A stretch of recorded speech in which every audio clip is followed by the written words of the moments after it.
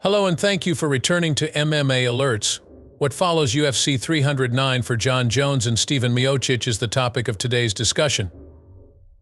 The general public had faith that heavyweight champion Jon Jones would defend his title at UFC 309, and they were not disappointed. Jones threw a number of devastating uppercuts on Miocic early on, sending him sprawling to the canvas. Even though Miocic made it out of the dangerous situation alive, he still had a hard time reaching the bones when the battle got back on its feet. Please hit the like button on the video before we go any further, it will much appreciated. Even though Miocic, the Ohio fighter, threatened with heavy blows in round 3, Jones persisted in kicking him repeatedly in the torso as the frame progresses. Jones skillfully punched Miocic in the stomach at the exact moment he was about to hit the deck. The altercation was subsequently disbanded. Questions regarding a potential showdown with Tom Aspinall arose following Jones' impressive victory. Bones did not respond to the question, but he did state that he will not be retiring. Furthermore, he did not specifically state that he would not fight the interim champion. Rather, he stated that he would speak with UFC brass. If Jones agrees to fight Aspinall, that is yet to be determined. His decision not to reiterate his disinterest in challenging the emerging star raises the prospect of a battle. However, your opinion matters. One of two things may happen: either Jones agrees to fight Aspinall or a bout with Alex Pineda actually happens.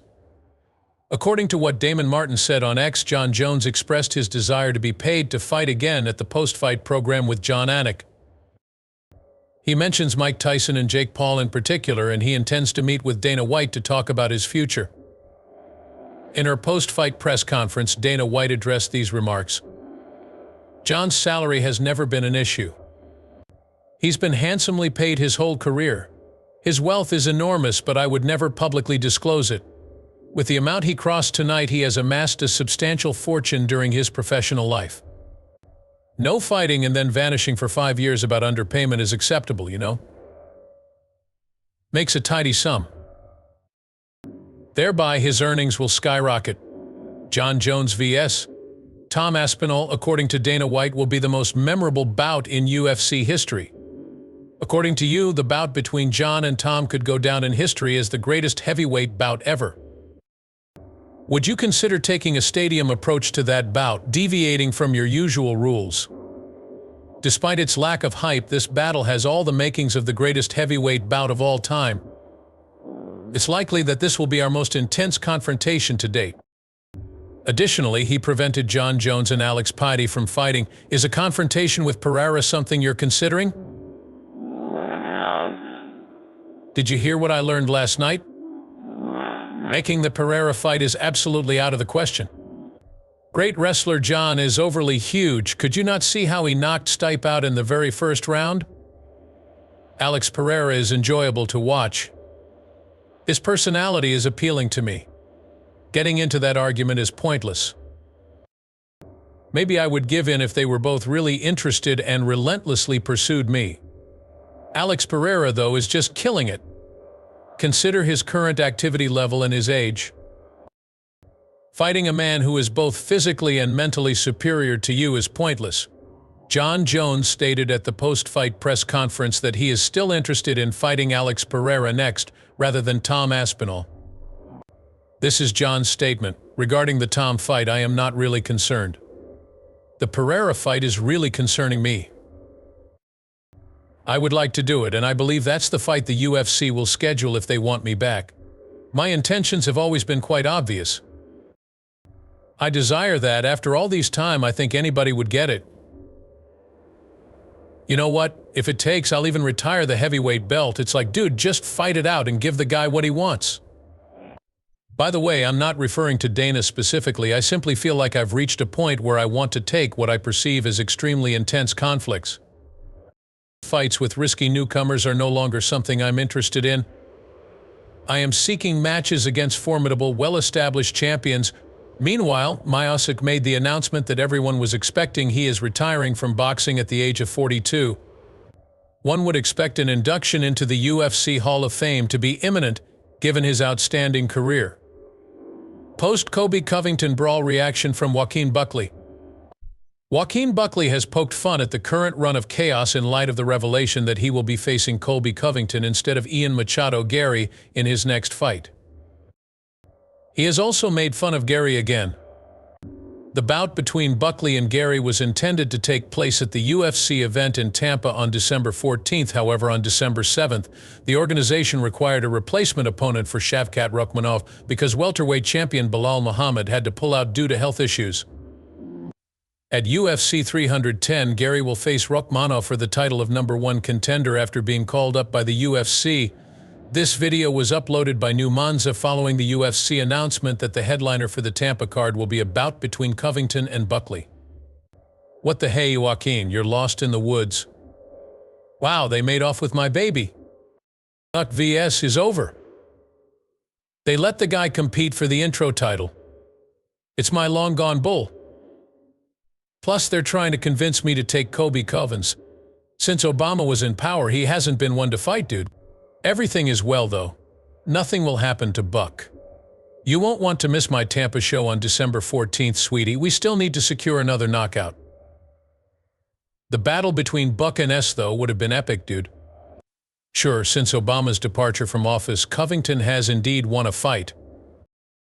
It's true that Chaos hasn't had much success in recent years when it comes to winning battles, but he has won a few. The contentious boxer has gone 2-0 since his 2019 debut, when he was halted by Kamaru Usman. Despite losing to past champions Usman and Leon Edwards, Covington's days as a strong contender could be over if he loses to Buckley. Notwithstanding this, Rakhmonov recently expressed his disappointment with the other welterweight contenders who did not agree to fight him at UFC 310. He went on to say how great it was that the undefeated Irish superstar fought. Our division has let me down. You have all disappointed the fans: Belal, Leon, Kobe, Kamaru, Jack, and Sean. To his credit, Ian is the only one who has ever provided evidence to support his claims. But I want you to know that I shall be vying for your O and then the belt, Ian and Gary. Also, Gary has spoken out and agreed with his forthcoming opponent since then. Although I share your disappointment, I also assure you that we both anticipated this divide. Come on, let's take the stage. On this point, do you concur with Gary and Rakhmonov? Which fighter do you think will emerge victorious? Where does Buckley vs. Covington stand? Is Buckley's 5-fight winning streak doomed to end in mayhem? Maybe Covington is no longer a serious contender. Following UFC 309, what is ahead for Bo Nickal? Even though the accomplished wrestler Bo Nickal won at UFC 309, his effort failed to captivate the crowd and cement the victory. Nickal faced the renowned Paul Craig, but he never sought to end the bout due to the Scottish fighter's incredible ground game. As an alternative, Nickal applied relentless foot pressure and sought an opening with his overhand left throughout the bout. Nickal landed more frequently, while Craig remained tough and retaliated with a barrage of kicks. Nonetheless, Nickal scored the decisive blow late in the bout, bruising and cutting Craig with a thunderous left. Even though Nickal was clearly going to win after 3 rounds, the New York fans poured liquor on him when he talked after the bout. There were hardly any standout moments throughout the fight, after all. Now that Nickal has knocked out a seasoned veteran like Craig, who has defeated fighters like Jamal Hill and Magomed, a bout with a middleweight ranked in the top 15 could be on the horizon. However, the UFC may ease up a touch here because Nickal did not register a finish. During his post-fight press conference, Bo Nickal responded to his decision not to go for a takedown. To be honest, I never would have thought of that, but it's awesome. All of my coaches at American Top Team, Mike Brown, Coach Tun, Coach Barboza, and Tiago Alves, and my team deserve a lot of the credit for this. This is a group of guys that I collaborate with frequently. In addition to a million styles boxing's coach Barry Robinson. So, I truly believe that my current set of abilities and foundation would not exist if it weren't for these individuals. I count it as a great fortune to be in their company. This is something I'm really looking forward to doing since, as you pointed out, it's not something I ever imagined myself doing before. Plus, I am now confident in my ability to fight in that manner if necessary. Are you in agreement? Might the UFC consider pairing Nickal with a middleweight he has a better chance of defeating next, or maybe they'll put him up against someone lighter? The former NCAA Division I wrestling champion is now 7-0 in mixed martial arts, in case you forgot. As Jake Paul calls him out, Conor McGregor shoots back. Jake Paul has picked up the fight campaign for Conor McGregor in the aftermath of his victory over Mike Tyson on Friday. This person wasted little time getting back to the divisive celebrity, but one of her remarks is already under criticism. Paul issued the following challenge to McGregor on social media following his decision win over Tyson, who is now 58 years old. "I know you informed my team you were planning to fight me at 170 pounds, Conor. That will never happen, but we can try it in mixed martial arts. Just like in the past, there is no weight class. No, you're not going to." While doing so, McGregor included a photo of Republican Senator Mitch McConnell, who is 82 years old, and proceeded to joke that Paul's camp is looking to fight another elderly person. Not a single person took exception to McGregor's remark. What has some taking exception to the former champion is an earlier post that he removed, in which he implied that Pritchard Cullen's camp was also attempting to set up a bout with Paul. Cullen is a retired boxer who suffered a devastating blow in a fight in 2015 and spent more than 2 years in a coma. The 32-year-old allegedly still deals with physical difficulties now. That McGregor's remark offended many is, of course, not shocking. Aside from Paul vs. McGregor, the aftermath of Friday's bout with Tyson is still going on. Not only were there few noteworthy events in the bout, but Tyson's defeat was obvious after the first 2 rounds. Paul was barely hit 18 times by the aging great boxer during the entire bout. It appeared for a while in the later rounds like Paul was trying to ease up on Tyson. Paul basically conceded to the question of whether he had carried the former heavyweight champion later in the bout. Yes, without a doubt. I would say a little. I didn't want to inflict unnecessary pain on someone, but I still wanted to put on a show for the audience. At the press conference that followed the battle, Paul added the following. "Yes, I do mean somewhat.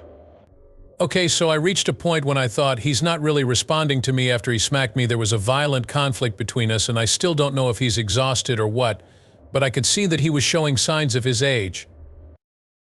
My initial desire to be aggressive, knock him out, and take him down faded as the rounds progressed. In your opinion, how did the fight unfold?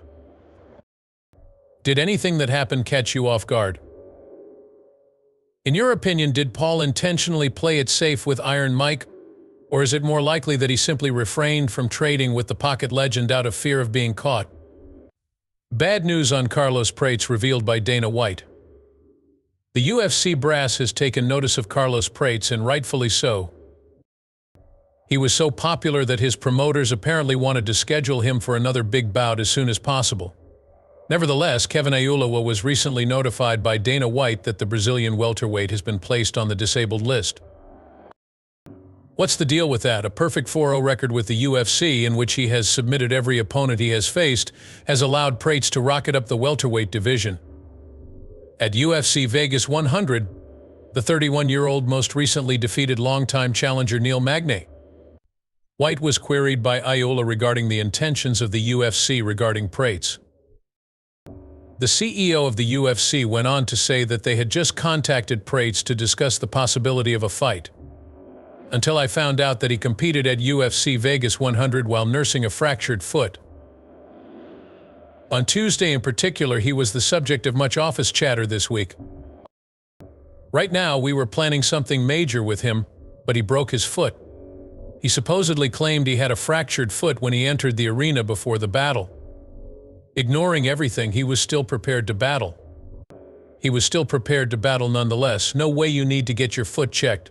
This year there will be more than enough time to battle. He is highly esteemed by us. We had a conversation with him earlier this week.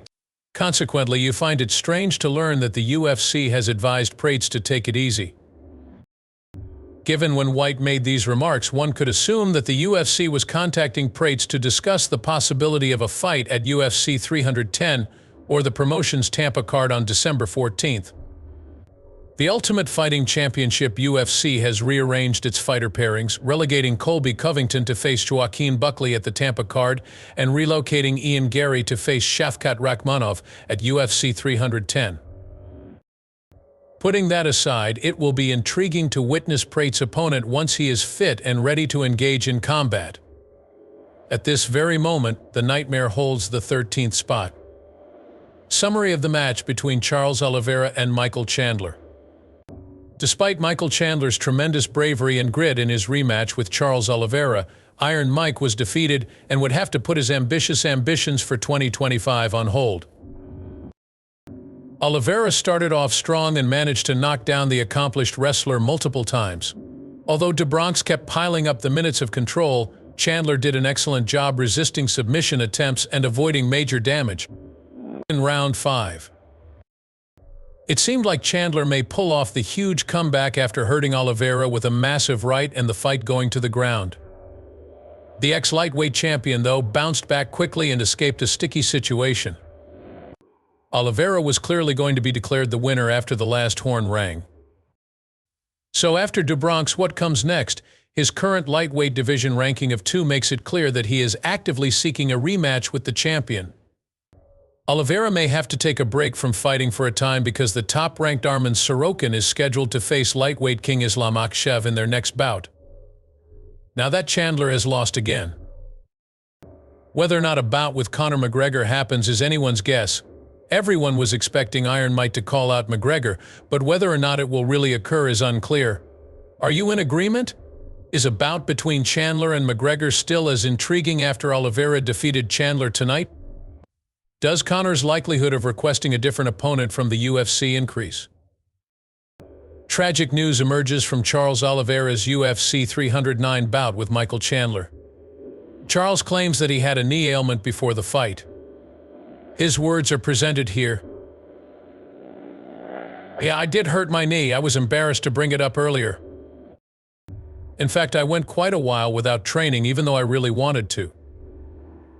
Despite the difficulty of the situation, I am grateful to my colleagues for preventing me from giving up, quitting, or stopping, and for bringing this about. The crew at New One deserves my gratitude as well. They encouraged me and reminded me to be grateful for the opportunity to be here and fight." After UFC 309, the mixed martial arts community blasted Michael Chandler for cheating. Michael Chandler, in a confrontation with Charles Oliveira, hit Charles multiple times on the back of the head. The referee did not reprimand him for it. A lot of people in the mixed martial arts community took Chandler's reputation as a nasty fighter personally. Their statement is as follows. Dana White said, "The reffing lately has been weird in response to the accusations of cheating. The judges have been acting strangely recently, and I must admit that I agree with you. Tonight I witnessed a brawl that ought to have been broken up sooner." Well, that's about it. At the press conference that followed the fight, Charles Oliveira mentioned that there were numerous strikes to the back of the head and instances of fence grabbing. Some pokes were also made to the eyes. What was happening? I was explaining it to the referee. Chandler is the most sleazy UFC fighter I've ever seen, according to the mixed martial arts community. Dustin despises this, and you must know that. I have a total of 42 headshots, 10 glove grabs, and 4 fence grabs. Intimate partner, real danger to one's health. We are pleased that we were able to take your dream vacation twice. Has Chandler ever fought in the UFC without cheating? Michael Chandler just put on a stunning display of utter, unadulterated cheating, complete with back-of-the-head strikes, eye gouging, and fish hooking. Keith Peterson is an embarrassment as a referee due to his intoxicated state. Because that moron let Chandler cheat so many times, Oliveira nearly lost. Throughout the bout, Chandler has been cheating to the best of his ability. The number of times Chandler seized the cage, fence, gloves, and landed 10 unexpected blows to the back of the neck is unbelievable. What a disappointing display of refereeing. The truth is that everyone cheats. To the extreme they will go. Michael Chandler, you infidelity peddler, I'm F. King with you. Respect for Charles for going the extra mile to defeat Chandler. Aside from that, though, Chandler is constantly unfaithful. Very bad for a rival. Michael Chandler, you are an absolute farce. Strikes to Charles's back of the head multiple times. Bring it all together. Someone of your stature should think twice about these choices in light of what transpired with Pritchard Colon. It was only fair that you were disqualified. Keith erred in judging the 1-2-6 elbows as back-of-the-head punches. Pritchard Colin became a vegetable in that way. Disregard Keith Peterson. Cheap. Neither this nor any of the preceding instances will be mentioned. A roided-up, filthy combatant. Disregard Keith Peterson. This had just watched as Chandler eye poked twice, snatched his own gloves, snatched the cage, and threw 10 blows to the back of the head. The sixth verse finds him scolding Charles for what seems to be the intentional grasp of his glove. Alcohol and corruption waft from this shithole.